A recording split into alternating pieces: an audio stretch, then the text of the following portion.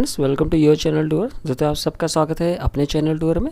और जैसा कि आपके दोस्तों हम लोगों को यहाँ पे वोटिंग मिली, तो उसके अकॉर्डिंग यहाँ पे दोस्तों आप देख सकते हो कि 61% जो वोटिंग थी वो आपकी क्विक रिवीजन के लिए थी। तो इसलिए यहाँ पे जो वीडियो लाया गया है वो आपके क्विक रिवीजन के लिए लाया गया है, जिसमें हम लोग यहाँ पे आपको पॉइंट वाइज रिवीजन कराते हैं, जो कि थोड़ी थोड़ी इंपॉर्टेंट चीज़ें होती हैं। वो आपके रैंकर सीरीज़ भी आएगी दोस्तों। मैं देख रहा हूँ काफ़ी कि रैंकर सीरीज़ को इतना ज़्यादा लोग प्रेफरेंस नहीं दे रहे हैं, लेकिन ये आप बात मान के चलो कि कोई भी एग्जामिनेशन हो उसके लिए जितना ज़्यादा MCQs आप लगाओगे उतनी ज़्यादा आपके चांसेस बनते हैं उसको क्वालिफाई और अच्छी रैंक पाने के लिए। फिर दोस्तों नाइपर के स्टूडेंट्स हैं तो नाइपर के लिए भी वीडियो आएगा, वो बिल्कुल निश्चिंत रहें। तो ये वीडियो दोनों के लिए है, GPAT कैंडिडेट्स हो, नाइपर स्टूडेंट्स हो, या कोई और भी फार्मेसी से रिलेटेड एग्ज़ाम दे रहे हो। तो ये प्री फॉर्मुलेशन के यहाँ पे कुछ इंपॉर्टेंट पॉइंट्स है वो हम लोग डिस्कस करेंगे। तो दोस्तों कम्युनिटी टैब में जो है वहाँ पे ज़रूर वोटिंग किया करिए। आपकी वोटिंग से ही हम जो अपना नेक्स्ट वीडियो है उस पर कौन सा वीडियो लाना है ये चीज़ हम डिसाइड करते हैं। तो डिसाइड उसी से होता है, तो उसमें ज़रूर आप अपनी वोटिंग दिया करिए। तो दोस्तों हम लोगों ने यहाँ पे आपका पिछले में क्लिनिकल फेजेस के बारे में डिस्कस किया था, तो उससे रिलेटेड यहाँ पे क्वेश्चन मैं 2 क्वेश्चन यहाँ पे पूछूंगा, तो आपको भी रिवीजन हो जाएगा जो आपने पहले पढ़ा हुआ है। तो पहला क्वेश्चन है दोस्तों कि each statement in this section can be correctly completed by 1 और मोर। तो कहने वाला दोस्तों यहाँ पे आपके एक से ज़्यादा आंसर सही हो सकते हैं, ठीक है। तो पहला कहता है कि healthy human volunteers are used in drug development for Phase 1 testing after the submission of the investigation new drug IND application, generic drug development for an abbreviated new drug application submission, Phase 3 testing just before the submission of a new drug application। तो आपको बताना है इसमें से कौन सा option सही है। इफ़ 1 ओनली इज करेक्ट तो आंसर ए होगा, बी तो if 3 only is correct, if 1 and 2 तो उसके लिए सी, और if 2 and 3 are correct then option number D, or if 1, 2 and 3 are correct then option number A।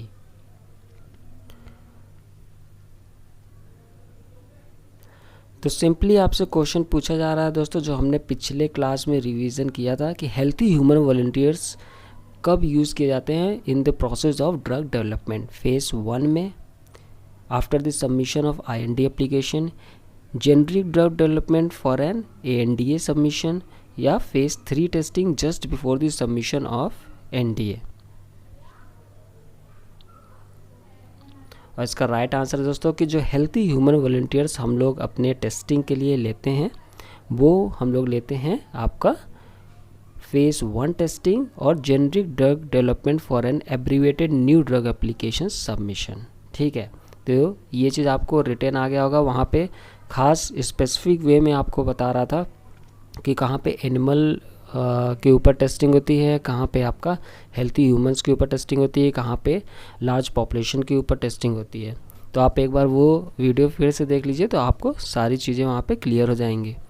फिर दोस्तों सेकंड क्वेश्चन है, the required information content in a new drug application that is not included in the abbreviated new drug application. तो आपको बताना है कि यहाँ पे pre clinical animal toxicity studies, clinical efficacy studies, human safety and tolerance studies, तो इन तीनों में से आपको बताना है कि कौन सी स्टडी है जो कि ANDA एप्लीकेशन में नहीं होती है, नॉट एप्लीकेबल, लेकिन that is applicable for the new drug application, NDA के लिए एप्लीकेबल है।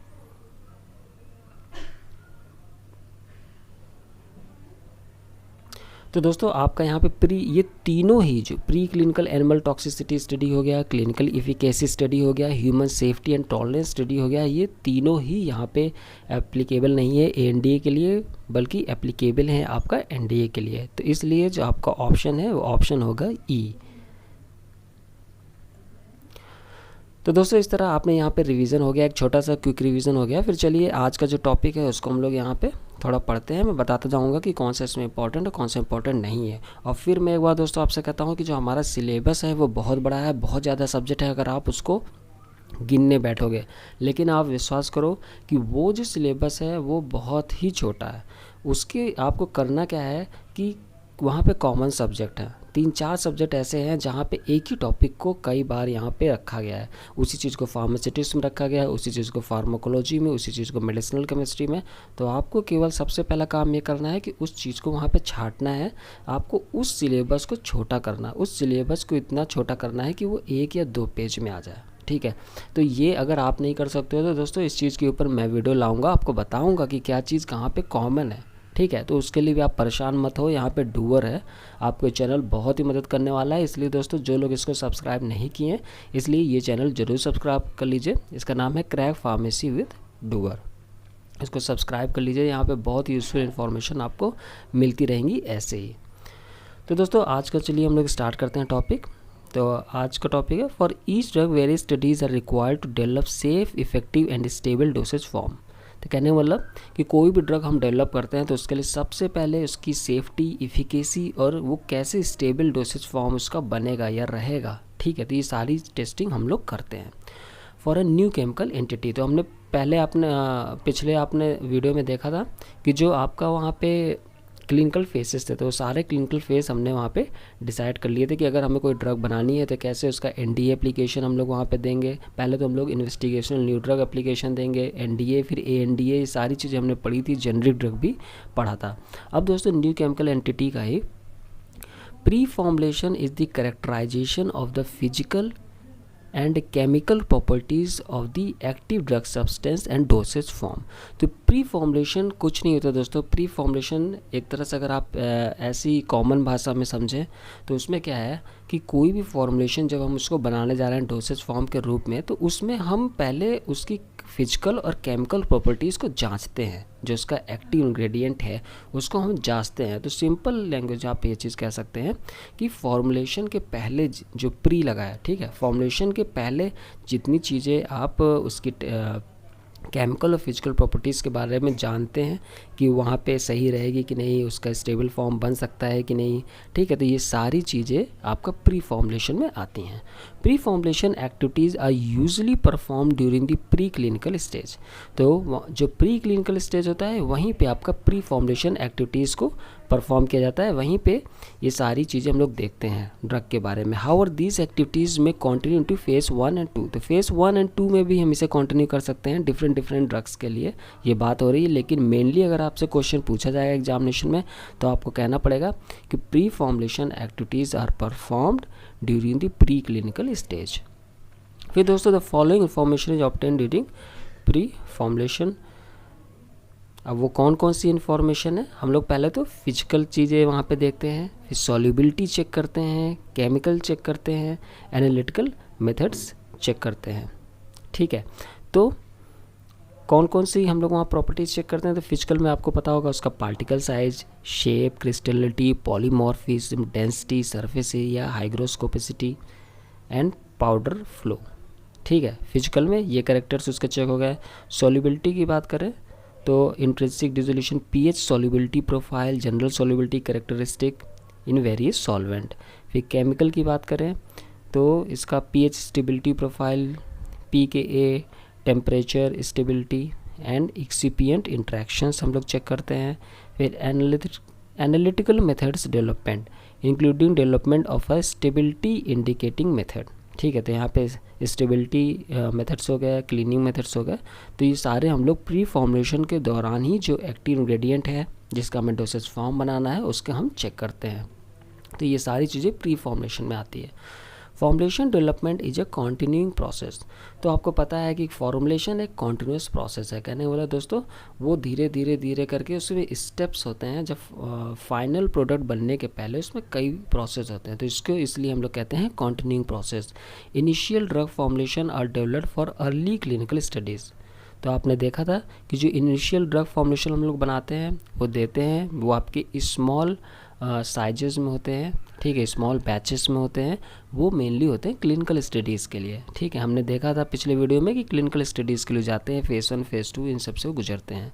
When the submission of an NDA is considered, the manufacturer attempts to develop the final marketed dosage form.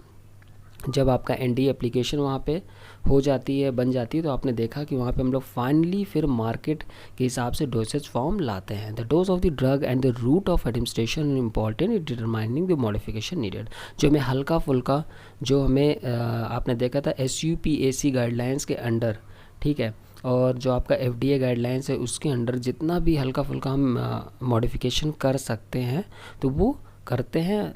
तो वो भी हमारा डिपेंड करता है कि हमें डोज और रूट ऑफ एडमिनिस्ट्रेशन क्या रहेगी हमारी ड्रग का, ठीक है। आप कोई भी मॉडिफिकेशन खुद से नहीं कर सकते, बल्कि गाइडलाइंस के अंदर ही आपको करना है। फिर दोस्तों इसी में अब इंजेक्टेबल्स में हम लोग देख लेते हैं कि प्री फॉर्मुलेशन में किस स्टेज में होता है, क्या क्या देखा जाता है उसके अंदर। A final injectable drug product is usually developed in the preclinical phase. तो आपसे ये क्वेश्चन जो पूछा जाएगा दोस्तों, एक चीज़ ध्यान रखिएगा कि कभी भी कोई भी चीज़ पढ़िए उसको आराम से पढ़िए, कोई हड़बड़ी में मत पढ़िए। उसको ऐसा पढ़िए कि अगर आप एग्ज़ामिनर होते तो आप उसको कैसे किसी स्टूडेंट से वहाँ पे पूछते। तो दोस्तों कोई भी एग्ज़ामिनेशन होगा, आपको पता होगा कि काफ़ी एग्ज़ामिनेशन मैंने क्लियर किए हैं। तो मेन चीज़ है, कोई भी एग्ज़ामिनेशन होगा तो दोस्तों पहले आपको क्वेश्चन बनाना आना चाहिए कि आप एग्ज़ामिनर हो और आप स्टूडेंट को कैसे दोगे। अब कोई टॉपिक आप पढ़ रहे हो तो आपको समझना पड़ेगा कि इस बहुत ढेर सारे टॉपिक हैं, बहुत ढेर सारे सब्जेक्ट हैं। अब एग्जामिनर सारी बुक में से मतलब कि नहीं दे सकता, ठीक है, सारे चैप्टर में से क्वेश्चन नहीं बना सकता। तो आपको समझना पड़ेगा कि अगर आप एग्जामिनर होते तो क्या इस सब्जेक्ट से या इस टॉपिक से आप क्वेश्चन उठाओगे, और अगर उठाओगे उस पूरे चैप्टर में से तो वो कौन सा जो है, जो आपको पॉइंट क्लिक कर रहा है, कौन सा पॉइंट उठाओगे। तो इस तरह दोस्तों आपके वन लाइनर इम्पॉर्टेंट जो चीज़ें बनती हैं उसको आपको नोट डाउन करते जाना है। इसको कहते हैं सेल्फ स्टडी। तो सेल्फ स्टडी का भी एक स्मार्ट तरीका होता है। कोई ज़रूरत नहीं है कि आप कोचिंग में 20-25 हज़ार खर्च कर रहे हो, आप जो स्टडी मटेरियल ले रहे हो वो 10-15 हज़ार का स्टडी मटेरियल ले रहे हो, इसकी कोई भी ज़रूरत नहीं है दोस्तों। आप ये खुद अपने बल से आप मतलब कि सेल्फ स्टडी करके इसको बहुत आसानी से इस एग्ज़ामिनेशन को क्रैक कर सकते हो। इसके लिए कुछ भी आपको परेशान होने की ज़रूरत नहीं है। अगर फिर भी अगर आपको लग रहा है कि आप वो टाइम नहीं दे पा रहे हो, कोई दिक्कत आ रही है, आप अपने आप को वहाँ पे कंसंट्रेट नहीं कर पा रहे हो, बीच बीच में आप डगमगा जा रहे हो, तो दोस्तों इसीलिए हम लोग यहाँ पे स्टडी मटेरियल अपना लाए हैं। बिल्कुल अफोर्डेबल है वो, ताकि स्टूडेंट को पॉकेट में भी कोई ज़्यादा जोर ना पड़े, इसको ले ले और सारी चीज़ें उनको प्रोवाइड करते रहते हैं। तो इसलिए कभी भी दोस्तों इसमें बहुत ज़्यादा पैसे खर्च मत करिएगा। एग्जामिनेशन बहुत आसान है। गवर्नमेंट खुद चाहती है कि बच्चे क्वालिफाई हों, ज़्यादा से ज़्यादा बच्चे वहाँ पे आगे निकलें, साइंटिस्ट वगैरह की तरफ जाएं, रिसर्च करें। अब जैसा आपने देखा कि इस समय कोविड का इतना ज़्यादा वो चल रहा है, यहाँ पे शॉर्टेज हो रही है। जितने भी फार्मासिस्ट हैं, नर्सेज हैं, डॉक्टर्स हैं, मेडिकल स्टाफ हैं, इन सब की शॉर्टेज है। तो गवर्नमेंट खुद चाहती है कि सब आगे आएँ। अब हमारे यहाँ जो रिसर्च है इसकी भी फील्ड बहुत बढ़ने वाली है आगे कोविड की वजह से, क्योंकि अब हमारा जो कंट्री है वो भी क्या करेगा कि एपिडेमिक सेंटर टाइप क्रिएट करेगा। जैसे बाहर बहुत से जो देश उन्होंने कर रखा है, जैसे ताइवान वगैरह देश हैं, वहाँ पे पहले से एपिडेमिक सेंटर वगैरह है, क्योंकि वो लोग महामारी से जूझ चुके हैं, ऐसी महामारियों से। तो इसलिए दोस्तों अब इंडिया में भी ऐसे ही होने वाला है। तो आपके लिए अपॉर्चुनिटी के द्वार बहुत खुलने वाले हैं, ठीक है। तो चलिए दोस्तों एक बार फिर से अपने टॉपिक पे आ जाते हैं हम लोग। फिर दोस्तों सेकंड पॉइंट है कि major concerns include the stability of the drug in solution and the stability of the product. Because few excipients are allowed in injectable products, the formulator must choose a final product early in the development process. तो ये कोई खास important नहीं है। If the formulation is changed, bioavailability studies are not required for intravenous solution. तो दोस्तों ये बिल्कुल इंपॉर्टेंट पॉइंट है। अगर फॉर्मुलेशन हम चेंज करते हैं फिर भी हमें बायोअवेलेबिलिटी स्टडीज़ जो है वहाँ पे नहीं करनी पड़ेगी इंट्रावेनस सोल्यूशन इंजेक्शन के लिए। उसके पीछे जो रीज़न है वो ये है, because the product is injected directly into the blood. इसलिए हमें कोई भी बायोअवेलेबिलिटी इस पर नहीं करने की ज़रूरत है, बायोअवेलेबिलिटी टेस्ट वगैरह, अगर हम फॉर्मुलेशन चेंज भी करते हैं तो। Formulation changes may require acute toxicity studies. बाकी जो आपकी एक्यूट टॉक्सिसिटी स्टडीज़ है वो आपको कंडक्ट करनी पड़ेगी। फिर दोस्तों टॉपिकल की बात कर लें तो इसमें आता है आपका anti bacterials, anti fungal, corticosteroidal, local anaesthetic. Final dosage form for a topical drug product is usually developed during phase 1 studies because any major formulation changes may require further clinical trials. तो दोस्तों यहाँ पे statement कह रहा है कि जो final dosage form है टॉपिकल की, अब हम लोग बात कर रहे हैं, for a topical drug product is usually developed during phase 1। तो ये फेज़ 1 पे होता है, ठीक है, ये चीज़ ध्यान पे रखिएगा, इस पे क्वेश्चन आ सकता है। Because any major formation changes may require further clinical trials. Release of the drug from the matrix is measured in vitro with various diffusion cell models. तो जो ड्रग रिलीज़ होती है तो उसको आप कैसे मेज़र करोगे, उसको आप in vitro diffusion cell model से आप वहाँ पे उसको मेज़र करोगे। टॉपिकल की बात हो रही है यहाँ पे। Significant problems encountered with local acting topical drug products include local irritation होता है, स्किन सेंसिटाइजेशन होता है, सिस्टमिक ड्रग एब्जॉर्प्शन है, ये सब एक तरह के लोकल कुछ प्रॉब्लम्स हैं। फिर दोस्तों topical for systemic drug absorption includes drug delivery through the skin, transdermal, mucous membrane, intranasal and rectal mucosal. A prototype formulation is developed for phase 1। Phase 1 के लिए प्रोटोटाइप फॉर्मुलेशन डेवलप किया जाता है। A final topical drug product is developed during phase 3। और जो final आपका product बनता है वो फेज़ 3 में बनता है after the available technology and desired systemic levels are considered. फिर दोस्तों हम लोग ओरल की बात कर लें तो ओरल में दोस्तों prototype dosage forms are often developed during the preclinical phase. तो ओरल आपका मेजर केसेस में प्री क्लिनिकल फेज में ही ये डेवलप किया जाता है to ensure that the drug is optimally available and that the product dissolves in the GIT। In the early stage of product development, hard gelatin capsule dosage forms are often developed for phase 1 clinical trials. If the drugs show efficacy, the same drug formulation may be used in phase 2 studies. तो दोस्तों ये कह रहा है कि early stages में आपका जो hard gelatin capsule dosage form होते हैं वही डेवलप किए जाते हैं, फेज़ 1 क्लिनिकल ट्रायल्स में ये यूज़ किए जाते हैं। और अगर वो वहाँ पे एफिकेसी दिखाते हैं कि हाँ भाई ये सही है, इसमें कोई भी दिक्कत नहीं आ रही है, कोई टॉक्सिसिटी वगैरह नहीं है, तो यही हमारे फेज़ 2 स्टडीज़ के लिए भी यूज़ में लाए जाते हैं। Final product development begins when the drug proceeds during phase 2 and before initiating phase 3 clinical studies. तो ये पॉइंट आप समझ ही गए होंगे कि जो फाइनल ड्रग डेवलपमेंट है वो शुरू होता है हमारा जब फेज़ 2 और फेज़ 3 की क्लिनिकल स्टडीज़ वगैरह कंडक्ट हो चुकी होती हैं। फिर मार्केटेड प्रोडक्ट की बात करें दोस्तों तो consideration in the development of a final dosage form include the following. अब मार्केटेड प्रोडक्ट, आपका जो प्रोडक्ट है वो मार्केट में आने को तैयार है तो हमें क्या क्या कंसिडर करना पड़ेगा? Colour, shape, size, taste, viscosity, sensitivity, skin feel, physical appearance of the dosage form, फिर size and shape of the package और कंटेनर का भी, ठीक है। तो ये सब मार्केट के लिए ज़रूरी है। फिर production equipment, production site, country of origin in which the drug is to be manufactured, country in which the drug will be marketed. Product line extension are generally, a product line extension क्या होता है? Are generally defined as drug products containing an NDA approved drug in a different dosage strength or in a different dosage form.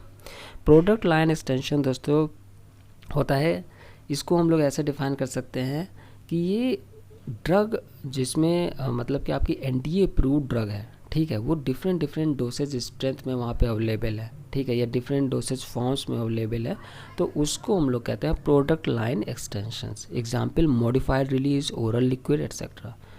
Oral product line extension simpler dosage form to develop is a different dosage strength of a drug in a tablet or capsule. Only bioequivalence studies are needed. तो दोस्तों जब हम लोग oral product line extension की बात कर रहे हैं तो वहाँ पे अगर हम लोग कोई डोसेज फॉर्म बनाते हैं, ठीक है, तो जो सिंपलेस्ट वे हम लोग कह सकते हैं कि सबसे पहले हम लोग किस पे करेंगे, हम लोग कैप्सूल या टेबलेट पे करेंगे, तो उसको यहाँ पे लाइन में बताया जा रहा है कि ओरल प्रोडक्ट लाइन एक्सटेंशन के लिए सबसे सिंपलेस्ट वे है कि जो हम डोसेज फॉर्म बना रहे हैं वो हम टेबलेट और कैप्सूल में वो चीज़ हम लोग करके देख रहे हैं, और इसके लिए ओनली बायोइक्विवेलेंस स्टडी की ज़रूरत होती है, ठीक है। A modified release dosage form is more difficult to develop when only an immediate release dosage form exist. Clinical trials are normally required, ठीक है। तो ये कह रहा है कि मॉडिफाइड रिलीज डोसेज फॉर्म अगर हम बनाते हैं तो वहाँ पे केवल हमें तभी डिफ़िकल्टी होती है इन कंपैरिजन टू अदर जहाँ पे हमें इमीडिएट रिलीज डोसेज फॉर्म वहाँ पे बनानी है, ठीक है, या वहाँ पे वो एग्जिस्ट कर रही है, कहने मतलब वहाँ पे पहले से इमीडिएट रिलीज डोसेज फॉर्म है, तो वो बनाने में हमें दिक्कत होगी और उस केस में हमें क्लिनिकल ट्रायल्स की ज़रूरत होगी। कंसिडरेशन, तो ये सब पॉइंट इतने इंपॉर्टेंट नहीं है, जहाँ पे इंपॉर्टेंट है दोस्तों मैंने बता दिया कि किस फेज़ में कौन सा स्टडी होता है, ये बहुत ज़रूरी है। और इस पे मैं नेक्स्ट जो वीडियो होगा उसमें क्वेश्चन मिलाऊंगा, तो इसको आप ध्यान से पढ़िएगा सारे पॉइंट। जो क्वेश्चन आएगा तो आप बिल्कुल इस चीज़ को समझ जाओगे। Consideration in developing these dosage forms are similar to those for the final drug product. Marketing is the role in the choice of the dosage form because the original brand drug product information contributes to the body of knowledge about the drug. No pre-formulation is needed. तो दोस्तों जो यहाँ पे point ई है ये कह रहा है कि because the original brand drug product information contributes to the body of knowledge about the drug, no preformulation needed.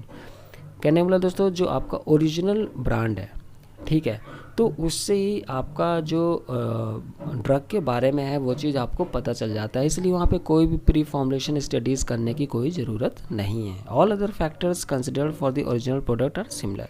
If the relation between the in vitro dissolution and in vivo bioavailability is known, the innovator can progress to a finish dosage form relatively quickly. तो दोस्तों अगर आपको पहले से ही in vitro dissolution testing या in vivo bioavailability testing के results आपको पता है, तो आप ईजिली, आप भी समझ सकते हो कि आप ईजिली वहाँ पे अपने डोसेज फॉर्म को कंप्लीट कर सकते हो, ठीक है। तो यही चीज़ ये इस लाइन में बताई गई है।